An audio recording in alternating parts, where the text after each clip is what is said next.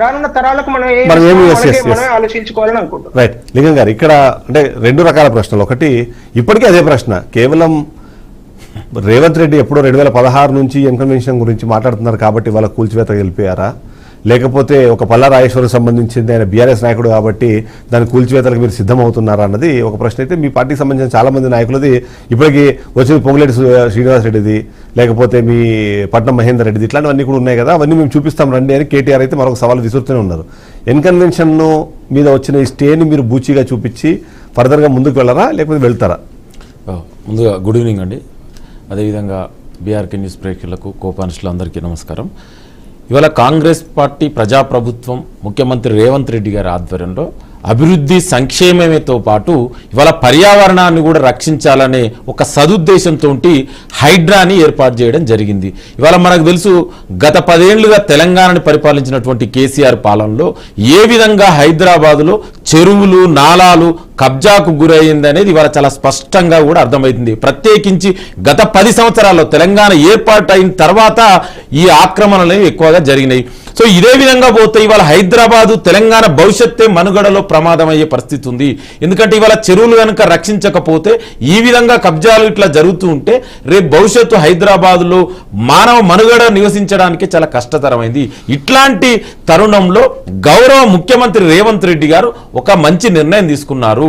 ఈ ఆక్రమణలకు గురైనటువంటి ఏదైతే చెరువులు నాలాలను దాన్ని మళ్ళా పునరుద్ధరించాలి, ఇట్లాంటి ఆక్రమణలు జరగకుండా అరికట్టాలనే ఒక సదుద్దేశంతో ఇవాళ ఈ కార్యక్రమాలు జరుగుతున్నాయి. ఇవాళ చూడండి, గత 10 ఏళ్లుగా ఏనాడైనా చెరువుల గురించి ఇట్లా ఆక్రమణలు జరుగుతున్నాయి, నాలాలు కబ్జాలకు, ప్రభుత్వ భూములన్నీ కూడా ఇవాళ కబ్జాలకు గురవుతున్నాయని మరి గత 10 ఏళ్లుగా కేసీఆర్ కానీ కేటీఆర్ కానీ ఏదైనా దాని మీద ఏదైనా నిర్ణయం తీసుకున్నారని ఇవాళ ఈ గౌరవ ముఖ్యమంత్రి రేవంత్ రెడ్డి గారు డెఫినెట్ కూడా ఈ ప్రభుత్వ ఆస్తులను రక్షించాలనే ఒక సదుద్దేశంతో ఇవాళ ఇట్లా జరుగుతుంటే ఇవాళ అక్రమ కట్టడాలు కూల్చేస్తే మీకు వచ్చిన బాధ ఏందండి?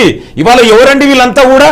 ఇవాళ ఎన్కన్వెన్షన్ తీసుకోండి, లేదా మిగతా బడా బడా బిల్డర్ల యొక్క అక్రమ కట్టడాలను కూల్చేస్తే దాని మీద కూడా కోడిగుడ్డు మీద నాగార్జున ఒక మాట చెప్పారు, ఏమన్నారంటే నిజంగానే నేను ఆక్రమణకు పాల్పడ్డాను అనిపిస్తే మీరు ప్రూవ్ చేస్తే నేనే కూల్చాను కదా, మీకు ఎందుకు అంత కష్టం తీసుకున్నారు? మీరు అంతా అర్లీ మార్నింగ్ వచ్చి చెప్పకుండా కూల్చేసే అవసరం ఏముంది మీకు? మీరు నాకు చూపించేసి ఇది మీరు FTL లో ఉన్నారు అంటే నేనే తీసేసేవాడిని అనేది ఒక స్టేట్మెంట్ ఇచ్చారు.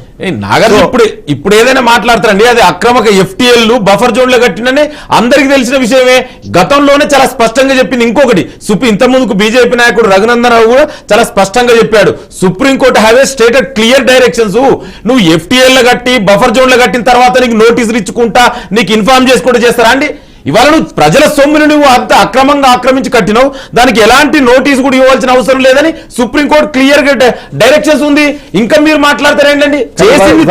అదే టెక్నికల్ ఆప్షన్ వాళ్ళ స్టే వచ్చింది. స్టే నేను అదే చెప్తానండి, ప్రజల సొమ్ముని ప్రజల ఆస్తుని మీరు ఎట్లా ఆక్రమించుకుంటారండి? ఎట్లా కడతారండి? బఫర్ జోన్ లో FTL లో ఇవాళ కేటీఆర్ కూడా ఫామ్ హౌస్ కూడా చూడండి, జన్వాడ ఫామ్ హౌస్ కూడా ఇవాళ 111 జీవోలో ఉంది, బఫర్ జోన్ లో ఉంది. డెఫినెట్ కూడా నేను ఏమంటున్నానంటే ఈ ప్రభుత్వం ఒక మంచి కార్యక్రమాన్ని ఇనిషియేట్ చేసింది. ఇవాళ భవిష్యత్ తరాలకు హైదరాబాద్ ని అందించాలనే సదుద్దేశంతో చేస్తే దీని మీద కూడా విమర్శలండి. ఎవరండి వీళ్ళంతా? బడా బడా నాయకులకు అందరికి ఇన్ఫార్మ్ ఇచ్చి కూడా వాళ్ళకి కంపెన్సేషన్ చేయాలని ఒక నాయకు ఇంత ముందుకు డిబేట్ లో బీఆర్ఎస్ నాయకులు అంటారు కంపెన్సేషన్. ఎవరు కంపెన్సేషన్ చేస్తారండి? వీళ్ళంతా బడా బడా నాయకులు, వీళ్ళకి చేయాలండి. నేను అదే చెప్తున్నా, డెఫినెట్ కూడా పేదల విషయం వచ్చినప్పుడు డెఫినెట్ కూడా కాంగ్రెస్ ప్రజాప్రభుత్వం ఉంది. ఇది ప్రజల యొక్క వాళ్ళు ఏమనుకుంటారు, వాళ్ళ మనసులో ఉన్న బాధలు కష్టాలు సుఖాలు వినడానికి ప్రభుత్వం ఉంది. గతంలో లెక్క కేసీఆర్ లెక్క నియంత్రణ గడిలలో కూర్చొని ఏది పడితే ఇష్టానుసారం చేసి ఇవాళ చూడండి ఈ ఆక్రమణలు ఎవరు జరిగాయండి? అందరూ కూడా కేసీఆర్ బినామీలే కదా, కేసీఆర్ బినామీలే కదా. వీళ్ళంతా ఎవరండి? ఇవాళ మీరు చూడండి, ఇవాళ గతంలో హైదరాబాద్ సిటీ అంటే అరే ఆగండి అన్న, హైదరాబాద్ సిటీ అంటే లేక్ల సిటీ అంటారు, చెరువుల సిటీ.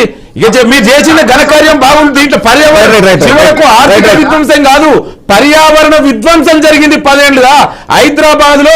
ఇవాళ చూడండి సామాజిక కార్యకర్తలు పర్యావరణవేత్తలు అందరూ కూడా ఇవాళ తెలంగాణ ప్రజలందరూ కూడా కాంగ్రెస్ పార్టీ ప్రభుత్వం తీసుకున్నటువంటి నిర్ణయాన్ని హర్షిస్తున్నారు. దయచేసి మీరు కూడా ఇట్లాంటి మంచి కార్యక్రమానికి సపోర్ట్ చేయండి. మనందరం కూడా పర్యావరణ రక్షించాలి.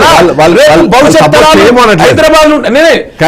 తరాలు హైదరాబాద్ లో ఉండాలన్నా తెలంగాణలో ఉండాలన్నా ఈ విధంగా ఆక్రమణలు చేసుకొనిద్దామా? ఎఫ్టీఏలో కట్టుకొని ఇద్దామా చెప్పమండి. బియాండ్ లా వెళ్తున్నారు మీరు అనేది వాళ్ళ అనుమానం. బియాండ్ లా ఎక్కలేదండి. ఇవాళ గతంలో మీరు ఒక చట్టాన్ని మీ ఒక సపరేట్ ఒక ఏజెన్సీని హైడ్రాని ఏజెన్సీని ఏర్పాటు చేసి దానికి చైర్మన్ పాలక మండలికి చైర్మన్ గా గౌరవ ముఖ్యమంత్రి రేవంత్ రెడ్డి గారే ఉండి పర్యవేక్షిస్తుండండి. కొన్ని అనుమానాలు వస్తున్నాయి. ఒక నిమిషం, ఇష్టం ఉన్న ఒక బ్రేక్ తీసుకుందాం.